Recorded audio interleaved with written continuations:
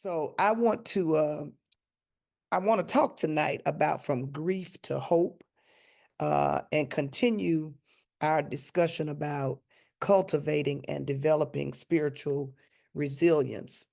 And now that we are a week on the other side of the election, one of the things that have been thinking about is it seems ironic or either possibly prophetic that we've been talking about emotional and spiritual resilience for the last few weeks. Because after last week, I think we all know that we're in for some major adjustments. And one of the things that we've been emphasizing about spiritual and emotional resilience is that it refers to our ability to adapt. Somebody type adapt to adapt to stress, adversity, and challenges while maintaining a sense of purpose and hope. Emotional and spiritual resilience refers to our ability to adapt. To another word would be to pivot, to turn on a dime, if you will, to make adjustments because of stress, adversity. Somebody said, help us, God. I know that's right. And challenges while maintaining a sense of purpose and hope. So we're not talking about just adapting. We're not talking about just pivoting, but we're talking about adapting and possibly even pivoting to stress, adversity, and challenges while maintaining a sense of purpose and hope. So, emotional and spiritual resilience presents a dual challenge, DUAL, dual challenge. Somebody type that. Emotional and spiritual resilience presents a dual challenge to the believer, a dual challenge to any of us that are trying to cultivate or develop emotional resilience, particularly in this season in our lives. And one of the things that I've been thinking about, as I've been still, and y'all just bear with me. I'm gonna be all right after a while, but y'all just bear with me because I just have to get this stuff out. So just type in the chat. Just bear with the pastor. Bear with the pastor. Give me a little grace as I have been trying to process uh, the events and just the how all of this just defies logic. I also would say that for Black folk in particular, spirituality has and is a key factor of resilience for managing our hardship. Spirituality has been and it is for Black folk in particular. I'm arguing that it is a key factor of resilience for managing hardship, particularly in the face of ongoing adversity and the historical challenges that we have faced as Black people, whether it's slavery, whether it's or enslavement, whether it's the civil rights movement, whether it's segregation, whether it's the modern day struggles against systemic racism and other interlocking systems of oppression. Spirituality, for many of us as African Americans and Black people, has provided a framework for surviving hardship, for healing trauma, and for fostering hope. One of the things that has kept us grounded has been our relationship with the divine. I'm arguing that this is one of the things that has kept us grounded. I'm not saying this in terms of a broad, sweeping generalization, but I think it would be safe to say that for many of us as African Americans, particularly when you look at all that we have been through, everything that, and we could even go beyond enslavement, back to the Middle Passage, and all of that we have endured, and still been able to not only survive, but in many cases thrive despite the opposition that we have experienced. I would say that spirituality has been our spirituality, our relationship with the divine has been a key factor and continues to be a key factor of resilience for managing hardship, healing trauma, and fostering hope. It is not only a source of emotional strength for us, but also a means of resistance and empowerment. Type that in the chat. Resilience, our spirituality has been a means of resistance and empowerment. One of the ways that we've been able to fight back, in other words, one of the reasons why we've been able to, as the Bible talks about David, when he decided he would go up against Goliath and run to the front line, to the battle line, and stand up against these giants of racism and sexism and all these other systems of oppression that we find ourselves dealing with, is because for many of us, spirituality has been a key factor for us, and it has provided us with a means of resistance and empowerment that has helped us to navigate the difficulties of life, the vicissitudes of life, with courage, with dignity, and with faith.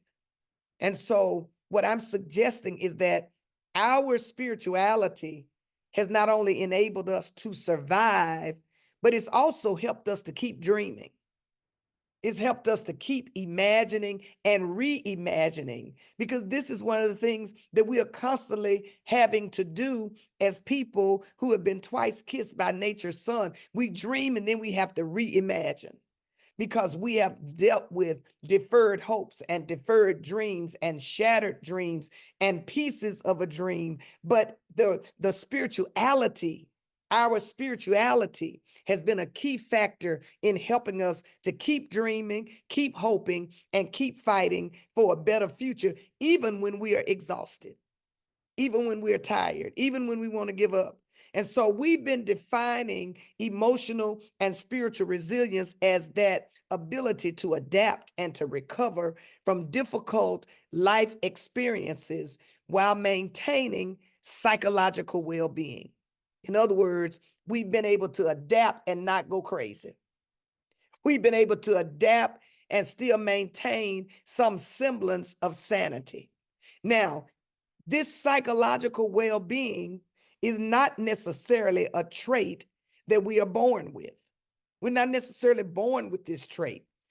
While I think that there are some people that just have a little more because of the way they're wired, but for most of us, this resilience is something that we develop over time. We have developed it over time, and we've developed it because resilience has been forced upon Black people. Somebody type that in the chat. Resilience has been forced upon us.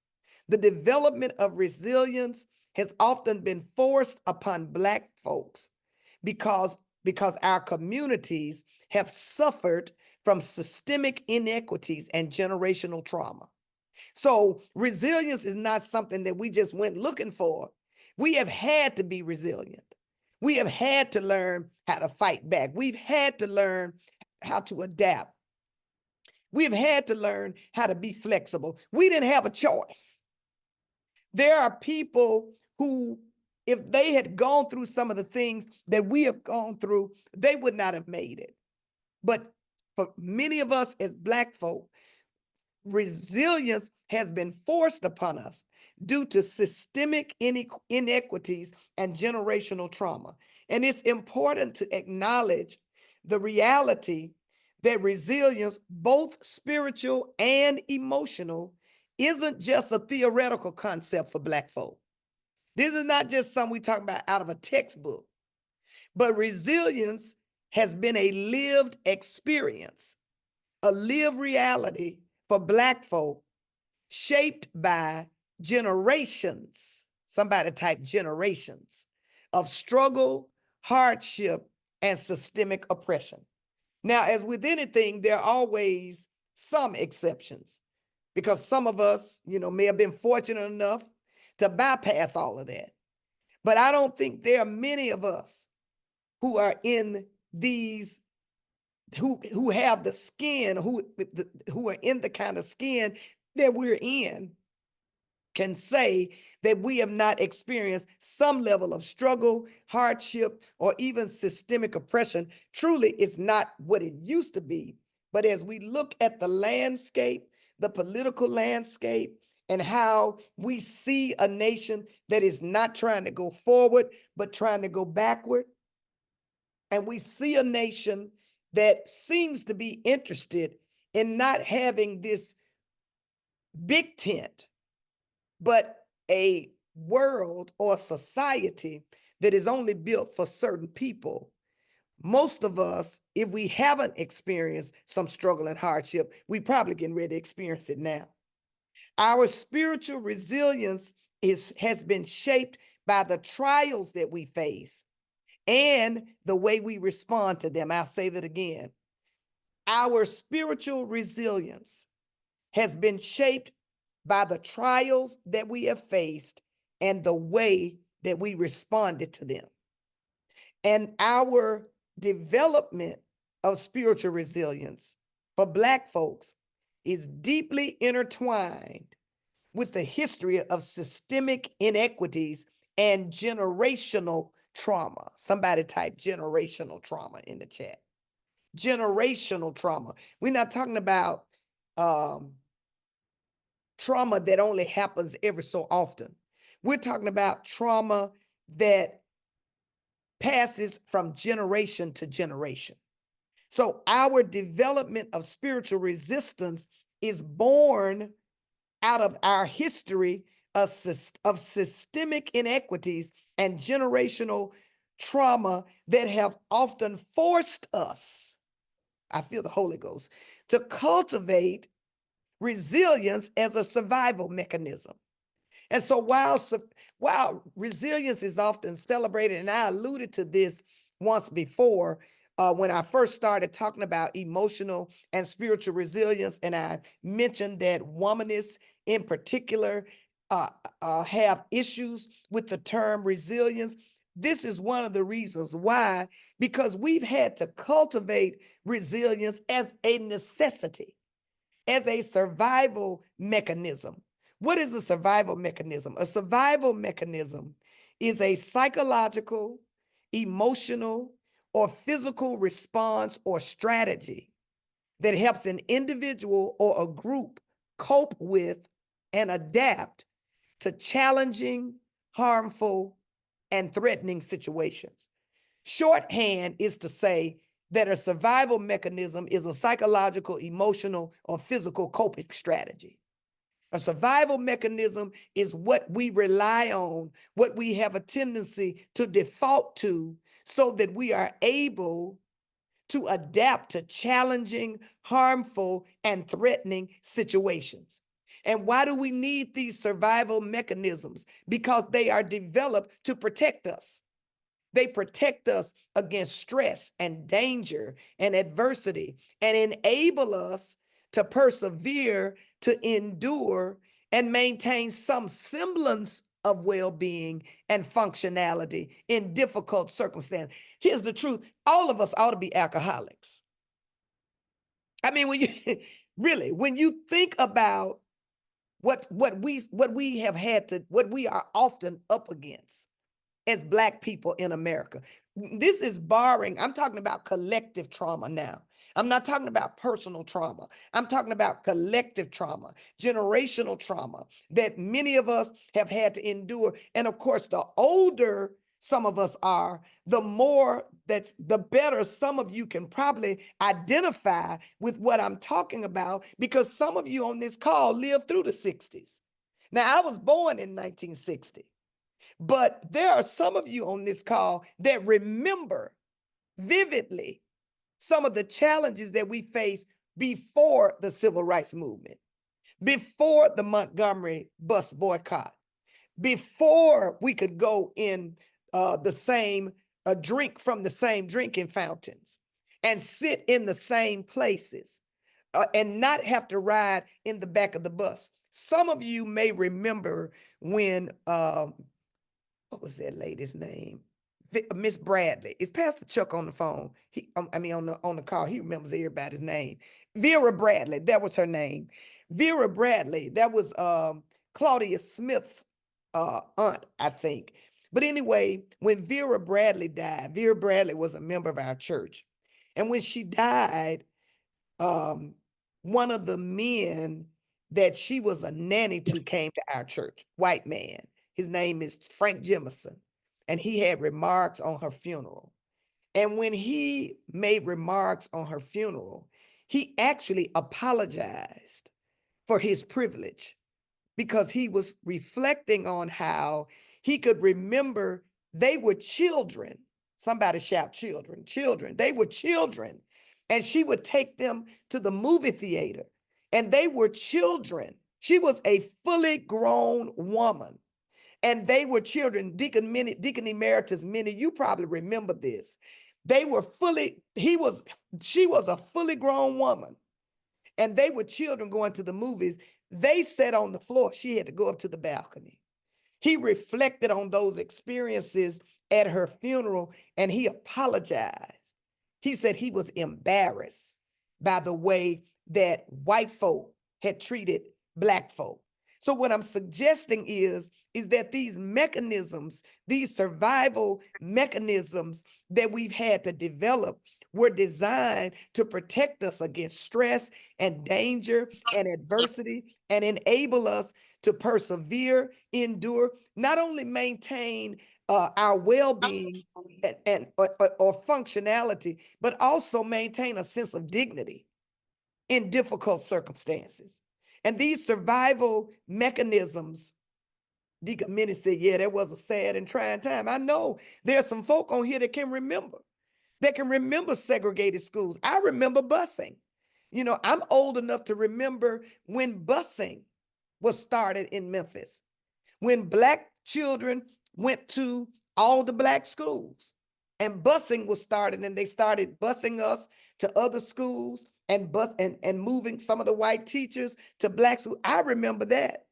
But there are folk on this call that can remember even more than I can remember. I'm 65, but there's some folk in their 70s and probably later 70s that can tell you some stories that will make your hair stand up on your head. I'm saying this to say that these survival mechanisms were developed to protect us. They were coping strategies that and I'm not saying, let me just back up and say, Black folk are not the only ones that have had to have survival mechanisms. What I'm talking about tonight, as it relates to emotional and spiritual resilience, are the unique struggles that we have had as Black people living at the intersection of race and class, and in cases of women, gender. There are mechanisms that we have not only had to develop, but are still developing. Minister Blanche says she remembers going to the back door of a grocery store and sitting in the back of the doctor's office with medical supplies. And you were working. And she was sitting at the back door with medical supplies. These survival mechanisms can be instinctive, they can be learned or culturally transmitted, and are often essential for coping with loss, with trauma, with danger, with prolonged hardship. And they are typically a part of our biological and psychological wiring. So for example, some of the examples that we are familiar with, though not exhaustive, and certainly not unique only to Black people, but these are just some examples. Fight or flight response. When faced with danger, that is a physiological response. The body's natural response is to either stand and fight or to flee. Another one is emotional numbing, that in the face of trauma, individuals may automatically distance themselves from emotional pain by numbing their feelings. You might even know some people that are emotionally numb. They've been through so much that they've developed a protective instinct to protect themselves against overwhelming situations. And then another one could be denial. Denial allows us to protect ourselves from the immediate reality of a painful or traumatic event. And so rather than face the severity of the illness or the loss or the emotional overload, we protect ourselves by distancing ourselves away from the severity of the event. And then for many of us, storytelling and oral traditions, passing down songs, passing down proverbs have helped us to navigate hardships, particularly in African American traditions and African traditions. Storytelling has been a way of preserving our history and teaching survival strategies and passing on lessons of resilience. And these stories center around us overcoming struggle and finding strength in community. And then another coping mechanism, and we do this a lot in church, rituals and healing practices. These are ways that we try to process trauma and grief. We have rituals. We do litanies a lot in our church services. Those rituals are not just intended to fill space, but they are intended to be a healing practice. They're intended to be a way to help us process trauma and grief. Pastor Chuck, you got your hand up. I'm sorry. Yes, ma'am. That's okay, Dr. Stewart. It's interesting that you're saying all of this, and I know what you're saying is true. I believe you all the time anyway. But you mentioned Miss Vera Bradley, and she used to live over on Gaither Cove. I used to go to visit her for a long time. Yeah. And a lot of what you're talking about right now, she didn't say it in the same way you're saying it, but we used to have a lot of porch conversations. And she used to say the exact same thing. This is how African Americans, but she said, this is how Black people cope with what we were going through. This is how we dealt with not being able to go into Goldsmiths except for certain hours. This is how we cope with having to, you mentioned the movies and how she would sit in the balcony. And another thing she said about that was the Black people couldn't even go to the concession stand until all the white people had gone. That's right. She said it was, and saying this is what some of this, she was saying some of this you'll have to deal with and some of it you won't, but this is how we dealt with it. And it's almost like I'm getting a repeat now in a more educated fashion from you. It's just amazing how you're bringing this up and how you brought her name up and she talked about the exact same thing. And the reason why I'm saying that all of this is so important is because it's important for us to understand that while resilience is something that we have to cultivate as people, because life is going to disappoint us. There are going to be challenges.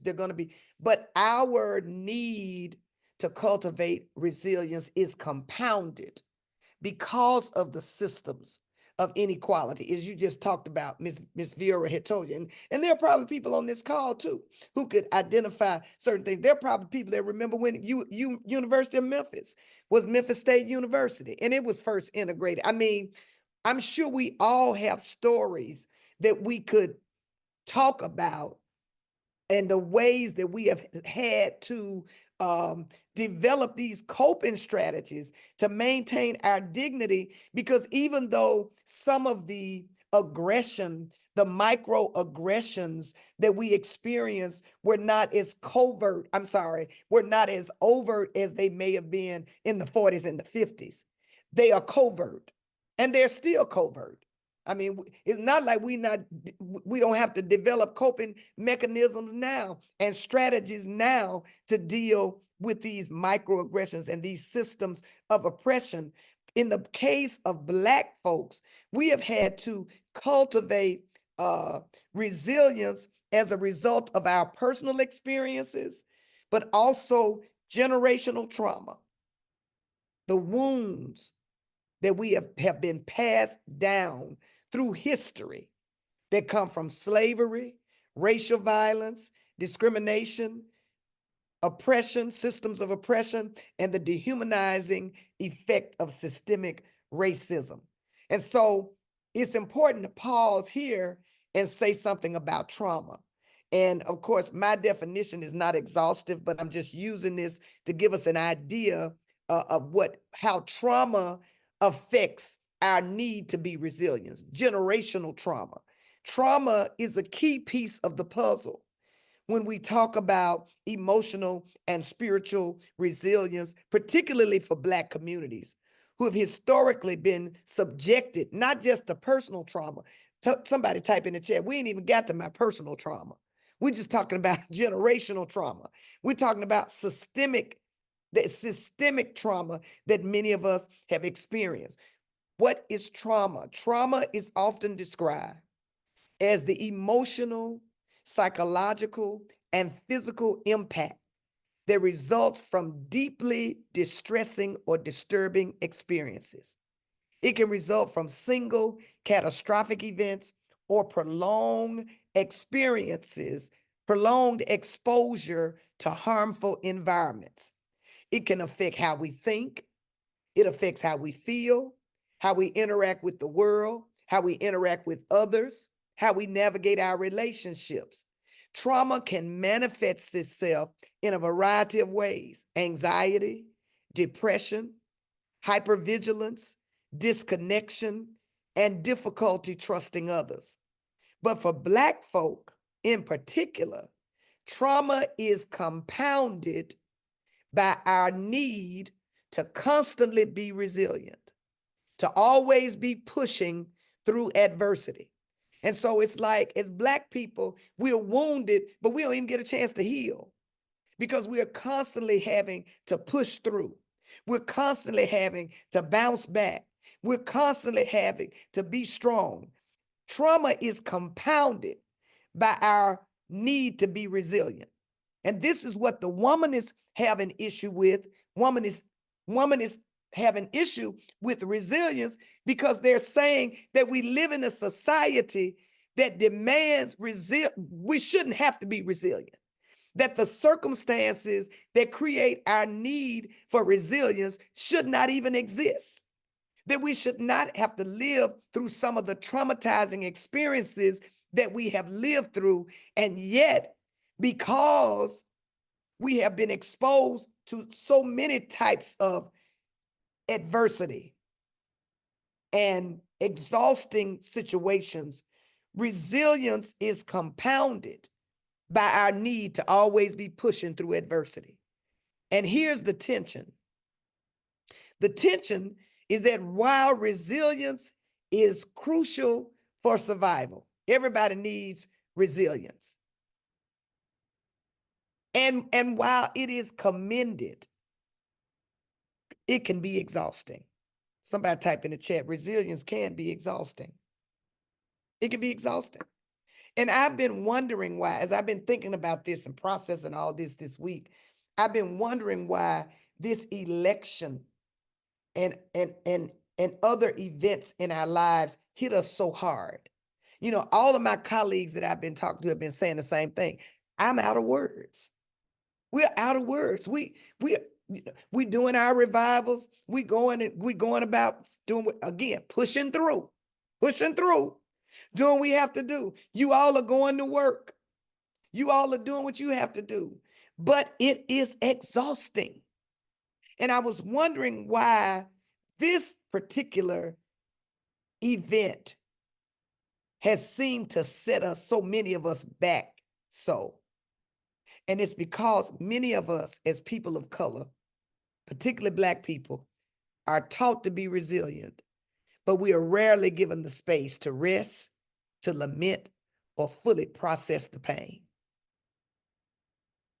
Rarely given the space to rest, lament, or fully process the pain. Why? Because we expected to just keep pushing through. Just keep pushing through. Suck it up. Be strong. Always having to be strong, though, can be emotionally draining because the need for resilience in the face of trauma is more an act of survival. But here's the real deal. It's a heavy burden. Somebody type, it's a heavy burden. The need for resilience in the face of trauma, while it is an act of survival, and while it is often crucial, And for many people, they consider it to be commendable. People commend us for our resilience, and they see it as a compliment. And sometimes it may be, but I think it's important to take some time and think about what resilience demands of us as Black people, particularly Black people who have been exposed to perpetual trauma. That there are things that we go through as Black Americans that Europeans never have to experience. Never. White folk don't have to worry about whether or not a cop is going to stop them or their children, and if they're going to get home that night. They don't have to worry about walking in a store and somebody following them around as if they're going to steal, and they just look at you and judge you by what you have on and don't even know. And you might have enough money to buy everything in that store. But because of the skin that we're in, I think somebody said once, this was right after Michael Brown died, our skin is a weapon. And so it can be exhausting. It can be a heavy burden. In the face of trauma, it is an act of survival, but it is also a heavy burden. And most of us, Marsha said, people don't want to admit these truths. but and I don't know that I don't even know that we're given time to even process these truths. Like Marsha said, people don't want, because what we have been told is that it's best to just keep it moving. Keep it moving, because you don't want to sound like you're whining. You don't want to sound like you're always complaining. You don't want to look like you don't suck it up. You don't want to look like, and I'm not talking about being a victim. We're not talking about being a victim, because there is a place for people. There is another side to this of being the victim, playing the victim. Now, I'm not talking about that. I'm talking about legit, somebody type legit trauma, legit struggle, legitimate difficulties, legitimate challenges that we have faced in this skin that we're in. And we're taught to suck it up, but never given the space to rest, lament, or fully process the pain, always having to be strong. And so what have we done? We learn to carry on and keep moving despite the pain, sometimes because we don't have a choice. The constant need to show strength without ever getting a chance to rest or mourn or can create layers of unresolved trauma that affect our emotional and our spiritual well-being. This is a part of healthy spirituality. That's really what I'm trying to get to. It is a part of healthy spirituality. It is a part of what helps us to develop the kind of emotional and spiritual resilience that we need to be able to adjust to difficult circumstances. It's Elijah in 1 Kings chapter 19. After Dr. London said it's rarely seen as an option. That's exactly right, because we're not necessarily encouraged to give ourselves permission to process. Even society, even if you look at the way we handle grief in our society, you get 3 days bereavement leave. That says a lot about how we expect you to handle something as major as the loss of a parent or a spouse. You get 3 days on most jobs. So our society has not necessarily given us this as an option. And yet a healthy spirituality is going to demand that we have some time to process. In fact, you heard me mention this in my sermon on Sunday. And let's go to that right quick. Let's just go to that right quick. When Job was stricken with all those boils, lost his family, lost his children, lost everything he had, the Bible said that his friends came with him to see him, and they sat with him for 7 days. because his grief was great. I need to find it. Let me see if I can find that right quick so we can go to that so I can see. Because the other thing that we need to note is while we have not made space and rarely seen it as an option, it is inconsistent with the biblical witness. Because in the scripture, they were given space to mourn. They were given space to wear their grief publicly. That's why they put on sackcloth and ashes. That was part of the purpose of putting on mourning clothes. Send for the wailing women. They even had wailing women back in the day because grief was not something that they bypassed. And what we have been taught to do to a large extent is that we've been taught to bypass the suffering, bypass the disappointment, bypass the pain, bypass the trauma, bypass, and as we have said, we're talking about generational trauma. Because in addition to the trauma that we experience as Black people living in a society that Job 2:13, y'all go to Job 2:13. Thank you, Reverend Dr. Angie. We also deal with the personal trauma of living in relationship with people who have been traumatized but haven't processed their trauma. And so what happens is the traumatized traumatize other folk. Lord have mercy. And trauma becomes there. We have this cycle of trauma because nobody ever stops to take those practical steps that are needed to help us heal. And what I'm arguing today is two things. One, I'm tired of having to be resilient as Black folk in America. Because one of the things that makes this election so disappointing is that many of us are going to be the ones that are going to be affected by these policies. Now, some of us will be fine because some of us have a measure of affluence. We have good jobs, we have insurance, we have benefits. But I'm here to tell you, before it's all said and done, all of us probably going to be crying because everything is on the chopping block. Just watch as it unfolds. The only thing that's going to help us is that there will be some resistance. And that's the next thing, because after we pause to process and cry and grieve and mourn, we got to get back up and we got to come back out swinging. But anyway, let's go to Job chapter 2, verse 13. Go to Job 2, verse 13. Let's see. When Job's friends, I'm at verse 11. Everybody at Job chapter 2.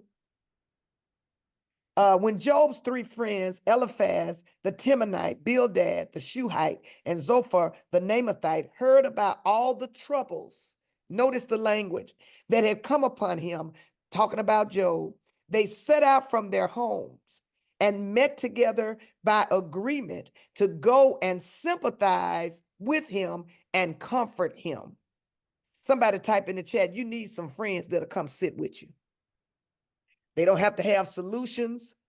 They don't even have to have advice, but we need some friends that can just come and render the ministry of presence. Somebody type in the chat, the ministry of presence is a great gift.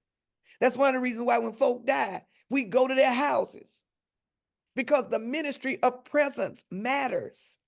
When you are experiencing a traumatic experience, you may not always have the words to say. You may not even know what to say, but your presence makes a statement. We need friends who will come and sit in the ash heap with us. Notice what they said, what verse 12 says. When they saw him from a distance, they could hardly recognize him. They began to weep aloud. So not only did they see Job in his pain, but they began to empathize with him to the point that they began to weep too. Lord have mercy. Type in the chat, you need some friends that'll cry with you. Some friends that will not only extend the ministry of presence, but some friends that can feel your pain. That's Aunt Ruby always say, I feel your pain. That's one of Deacon Emeritus Ruby's phrases. I feel your pain. We need people who can feel our pain. And they don't always have to have solutions. Sunday I was saying, sometimes just be quiet. Don't say anything. Sometimes we just need the ministry of presence. We need people in our lives who can feel our pain. The text said when they saw him from a distance, they could hardly recognize him. They began to weep aloud, and they tore their robes and sprinkled dust on their head, symbols of mourning. They were not trying to be private. They were public with their mourning. And then, verse 13, they sat on the ground with him for 7 days and 7 nights. Now, I haven't read this closely, but my suspicion is that 7 days and 7 nights is not to be interpreted literally. It's intended to be interpreted to say that when Job's friends went to visit him to extend the ministry of presence after hearing what he went through, they sat with him for an indefinite period of time. They gave him one of the best gifts that we can give to folk is the ministry of presence. Type that in the chat. One of the best gifts you can give to folks that have been through trauma, that are disappointed, that are hurting, that are mourning, that are grieving, is the gift of your presence. And you know what we do as good church people? We always got to come in there and try to explain God. We got to defend God. And sometimes there are no words. Bishop William Young said this. I'll never forget when I was taking my pastoral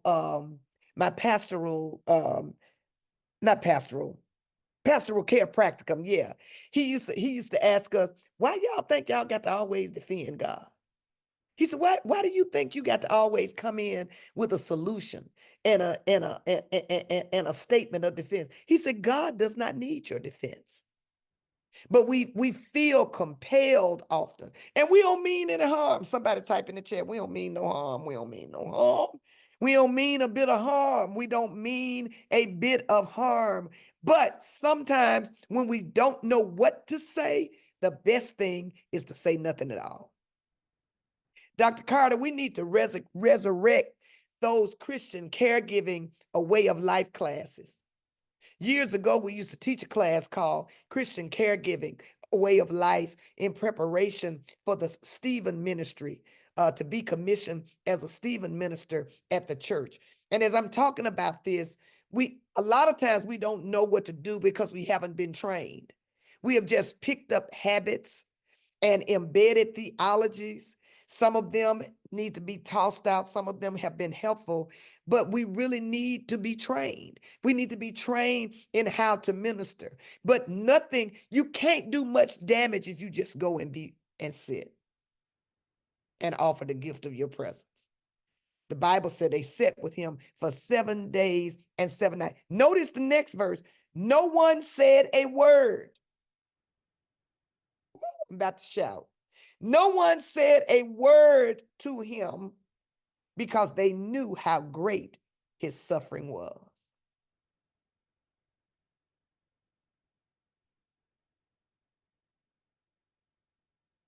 Nobody said a word. Alicia said, my Lord. Nobody said a word. Why? Because he had been traumatized. He lost his family, all his children.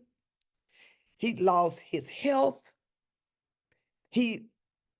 Everything had been destroyed. He lost his cattle. Job was rich, according to legend.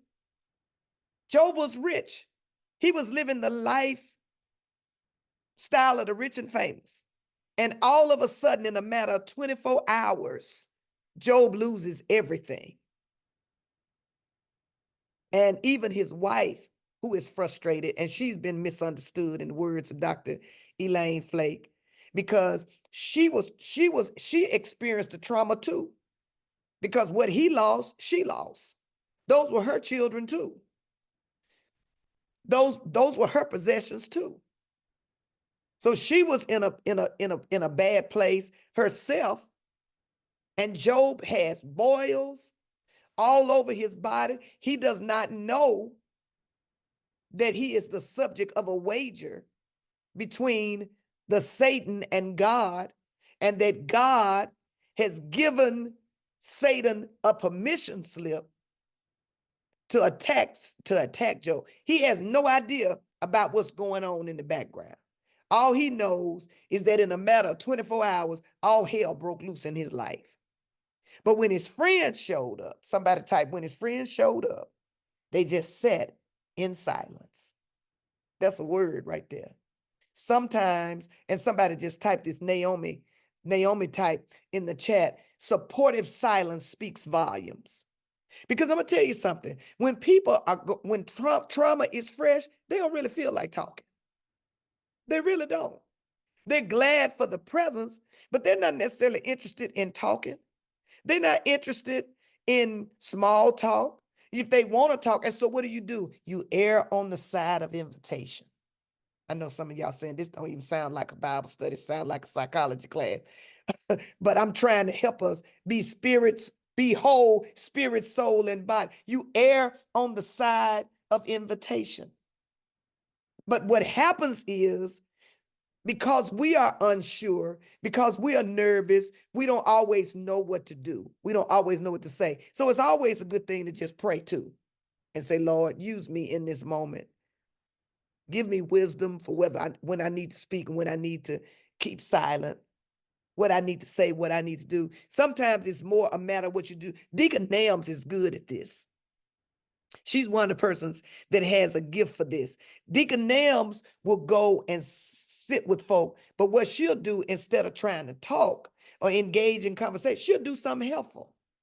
Somebody type in the chat, if you just got to do something, make yourself useful. Wash some dishes. Answer the door. Answer the phone. I'm talking now in the context of if somebody dies. But I'm also, for those of us that just can't be quiet, that just feel like we just got to do something.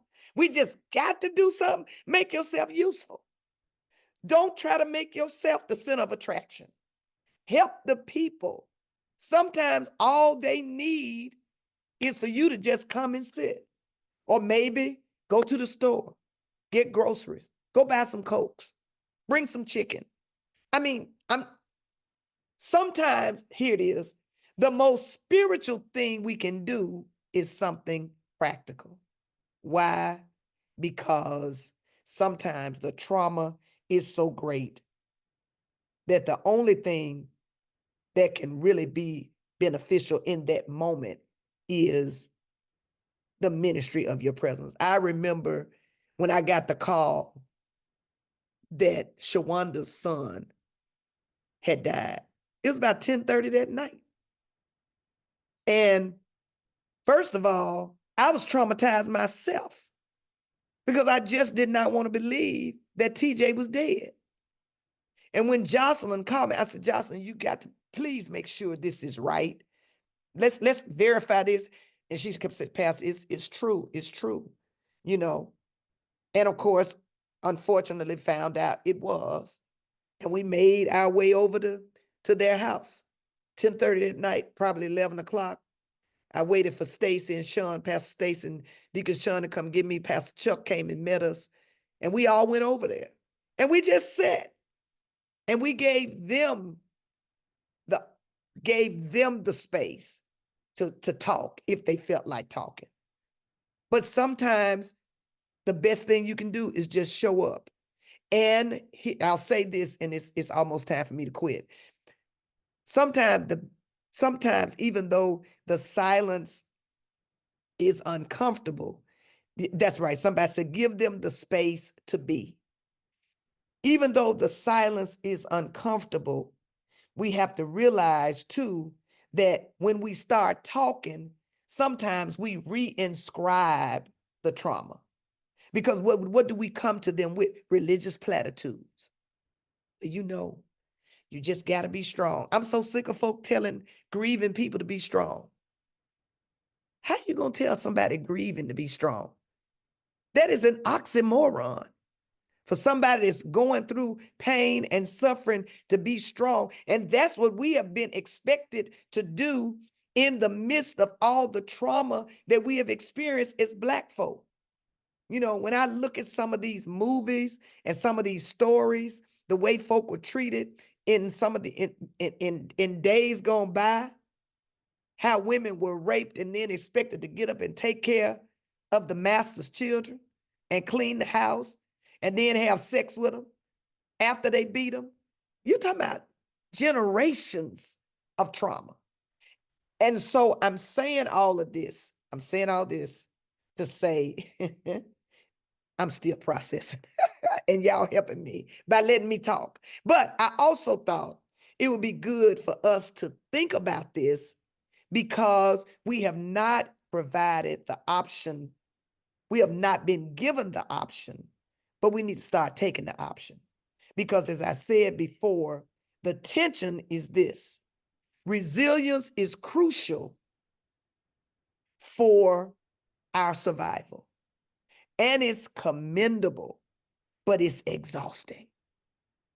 And where many of us are at this point is that we're tired of being resilient. We are tired of having to fight. We are tired of having to be the bigger person. We are tired of having to always keep hope alive. And of course, we got to keep hope. We're going to get to that point. But I'm in this space right now where we are talking about why this is such a struggle, why it is important, as I said to us on Sunday, to give ourselves permission not to be okay, to say that it is okay not to be okay. And somebody said, can we take the cape off sometime? Yes, take the cape off. Type that in the chat. It's okay to take off the cape. It's okay. Some days it's okay. And for some people, the kind of conversation that I'm having, I'm glad I pastor the church that I pastor because y'all know me, because I've always tried to practice transparency with you. But there are some pastors that would never have this conversation that I'm having with you, because you all, people, when I say you all, I'm not talking about you all, people in general expect spiritual leaders to always be strong, to always have on a cape, to never admit, never let them see you sweat, never let them see you cry, never let them see you sad. But when we do that, we rob people of the privilege of seeing our humanity. That was the whole point of Jesus coming in the flesh. That's the whole point of the incarnation. Jesus could have just come in his divinity, but Jesus didn't come in his divinity. He came encased in human flesh. The word became flesh, John says, and came to live among us. Go to John chapter 1. I need to give y'all a slither of scripture since I've talked all this time about all this trauma and stuff. John said the word became flesh and came to live among us, came to dwell among us. And we beheld his glory, full of grace and truth. Jesus came as a human being, as a carpenter's son, and a carpenter himself. This is why Hebrews says that we don't have a high priest. In Hebrews chapter 4, I believe it's verse 18, who cannot be touched with the feelings of our infirmities. He's been tempted at every point, just like us, and yet was without sin. That's why it's important for us to see Jesus in Jesus's humanity, because Jesus did not hide Jesus' humanity. As I shared with you on this past Sunday, Jesus said, my soul is sorrowful to the point of death. I'm at the breaking point. He wasn't in the garden talking, hallelujah, praise the Lord, speaking in tongues because he was going to the cross. He was talking to the Father saying, if it's possible, let this cup pass from me. That's Jesus in his full humanity. And if Jesus could be human, why can't I? I'm going to stop I'm gonna stop because it's 7:30 and I want to give you a chance to, I've been talking the whole time, but I want to give you a chance to have comments or questions if you want to have any comments or questions. So let's pause for a second. Any questions, comments about what I've talked about? Anything, if it resonates with you, is there anything that resonates with you in particular? Thank you, Dr. London. Dr. London said vulnerability is a gift. Yeah. Anybody?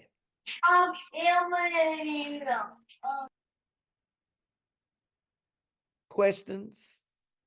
Pastor Stewart, I was just going to say that the last thing you said, sorry, this is Anthony Johnson. So often when we deal with trauma, we forget that, like Christ, we are three parts: we human, spirit, and soul. Right. In our humanity, we have a right to grieve and hurt, and it's not treated the same way we treat our spiritual hurts. Right. And so sometimes we try to address a human trauma with a spiritual remedy, and those two don't always go together. Right. Exactly. And that's what I was talking about Sunday when I was talking about spiritual bypassing. Spiritual bypassing just simply over spiritualizes pain and does not acknowledge that the pain is real. I was going to go to Luke chapter 24, but we'll do that next week because that's the passage of scripture that the Lord has keeps bubbling up in my spirit as I've been, trying to process this election and all of its results. But what we basically try to do is spiritual bypassing. We're stronger than this. And of course, don't dare demonstrate any kind of vulnerability or emotion, because then the next thing is you don't have any faith. Well, that's an indictment, because what Christian wants to be told that they don't have any faith? But the fact that you grieve is not an indicator of a lack of faith. Again, Bishop William Young used to say to us all the time, and I say it just about every time we're at a funeral, we have a faith that does not tell us not to grieve, but it tells us how. Paul says in 1 Thessalonians 4:18, I believe, I would not have you ignorant concerning those who are asleep, that you sorrow not, even as others who have no hope. Now, Paul is specifically talking about grieving the death of someone, but he's also making a statement that I believe has universal application, and that is, he doesn't say you can't sorrow. That's not what the text says. The text doesn't say you can't sorrow. It says don't sorrow as if your hope is gone. Somebody type Jesus wept. That's right. Okay, Tammy and Pastor Chuck. Pastor, what I was going to say, what resonated with me when you said, if Jesus can be human, why can't we? Right. Because you just said it, we have a tendency to over spiritualize it because you said it earlier today, it's assumed that it's a sign of weakness, that our faith is failing or faltering if we don't believe the word that God says. But that doesn't deny us or delineate us from our faith. It makes us human. Right. And so that's our approach with other people when we give those, what are considered at the time that the person is grieving, empty words from the word. It doesn't mean that it's not true. It just means right now it's not relevant. I'm in the throes of grief. Yeah. So that resonates. And not only that is not true, but it may not even be helpful.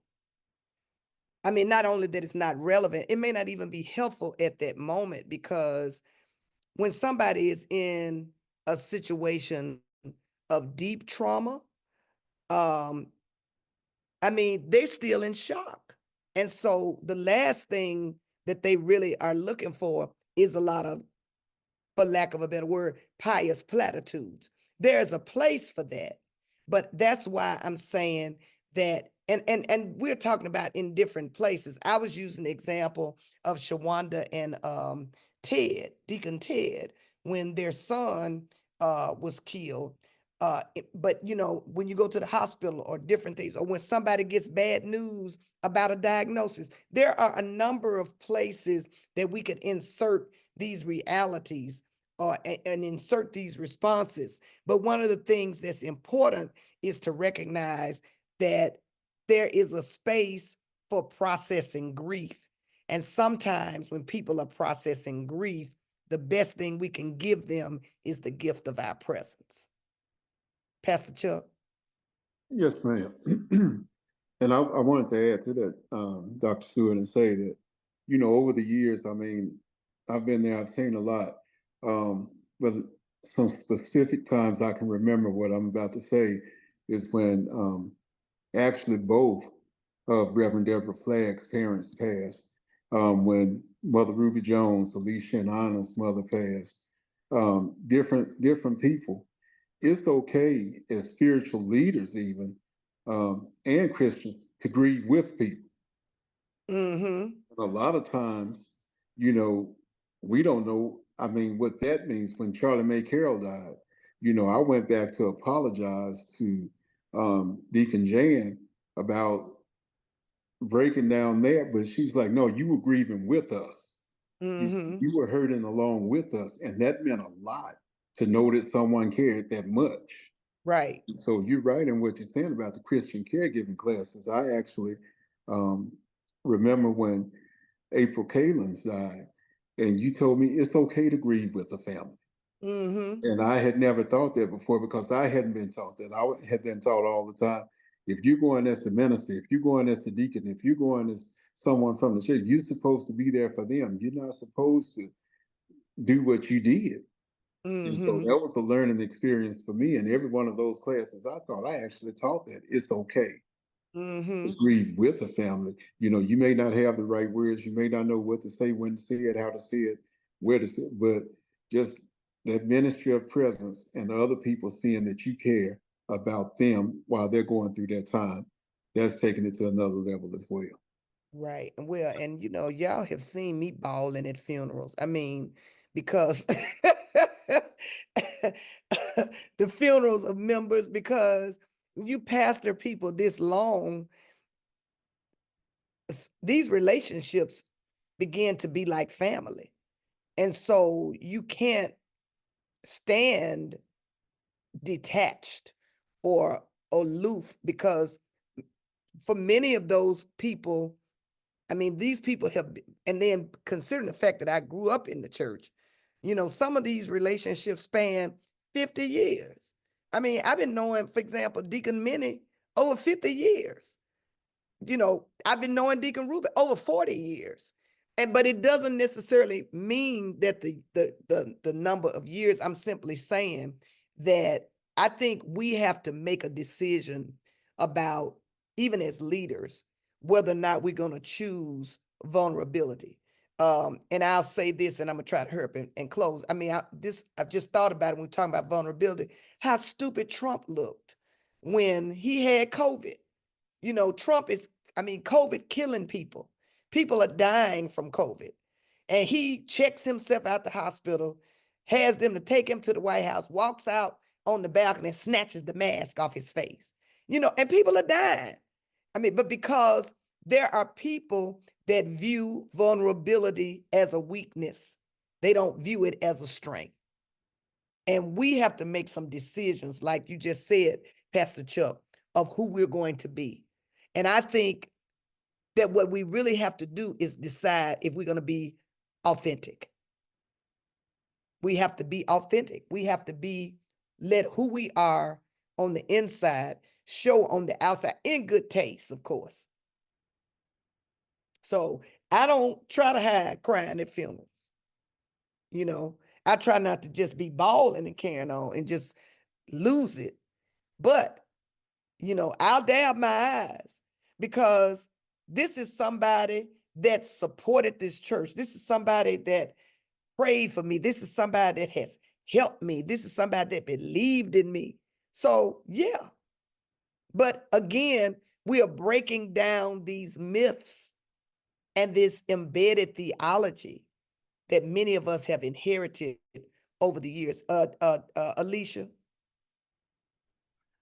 Pastor, I'm reminded of when you preached Otisa McCraven's funeral. Uh-huh. And she was a young young lady. She was Yeah, a 18 teenager, as a years matter old. of fact, had 18. just graduated from high school. Mm-hmm. And you were talking about something like, very similar. You said something to the effect of, and we need to stop telling the families of these young people, I'm praying for you, but it was just her time to go. Right. You know, you were very clear about saying, no, it is the Lord's will that we prosper and be in good health as our Mm-hmm. soul prospers. I remember you saying that Yeah. much. Mm-hmm. And you said a whole lot of other stuff. I Well, don't I remember. told them to stop telling folk God took them. I Right, remember that's that right. sermon. I Hmm. said, God didn't take her, evil took her. Violence took her life because she was killed in a really bad fight down at the corner of Latham and Parkway. Yes, And, that's right. you know, and again, even that kind of language can traumatize people. It can have a traumatizing effect when you stand up at a funeral and you say that so God endorsed this. No, God doesn't endorse violence. It was God's will for her to live a full life. It didn't happen Right. because the primacy of free will meant that somebody couldn't restrain themselves to the point Hmm. that they didn't take her life. And then of course Right. God gets blamed a lot of time for human Behavior. decisions. Yeah, Hmm. yeah. All right, it's a 6:45. I mean 8. I didn't mean to hold y'all that long, but thank you for your any other comments before we get off the call. I want to make sure I'm not missing anybody. All right. Well, thank you for your time and attention. Next week I'll pick up. I figured I wouldn't get too far, but I'm glad I got as far as I did. Did this